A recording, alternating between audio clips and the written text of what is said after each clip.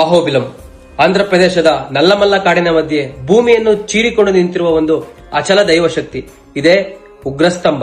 ಇದು ಸಾಮಾನ್ಯ ಸ್ತಂಭವಲ್ಲ, ಭಗವಾನ್ ನರಸಿಂಹನ ಅವತಾರವಾದ ಜೀವಂತ ಸ್ಮಾರಕ. ಪುರಾಣಗಳ ಪ್ರಕಾರ ಅಸುರ ರಾಜ ಹಿರಣ್ಯಕಶಿಪುವನ್ನು ಸಂಹರಿಸಿದ ನಂತರ ನರಸಿಂಹಸ್ವಾಮಿ ತನ್ನ ಅಪಾರ ಕ್ರೋಧವನ್ನು ಶಮನಗೊಳಿಸಲು ಈ ಪ್ರದೇಶದಲ್ಲಿ ಅವತರಿಸಿದರು.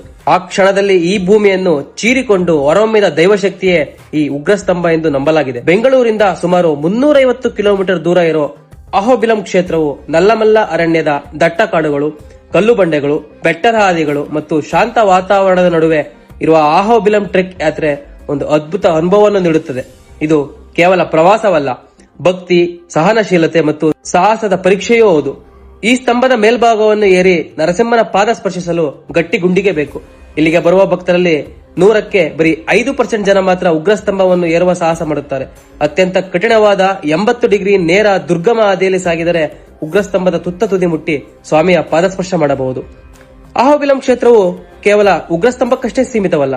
ಇಲ್ಲಿ ಭಗವಾನ್ ನರಸಿಂಹನು 9 ವಿಭಿನ್ನ ರೂಪಗಳಲ್ಲಿ ನೆಲೆಸಿದ್ದಾನೆ. ಅಹೋಬಿಲಂನಲ್ಲಿ ಇರುವ ನವನರಸಿಂಹ ದೇವಾಲಯಗಳು ಈ ಕಾಡಿನೊಳಗಡೆ ಚದುರಿಕೊಂಡಿವೆ. ಕೆಲವು ದೇವಾಲಯಗಳನ್ನು ತಲುಪಲು ಕಷ್ಟಕರವಾದ ಟ್ರೆಕ್ಕಿಂಗ್ ಮರಗಳನ್ನು ದಾಟಬೇಕು.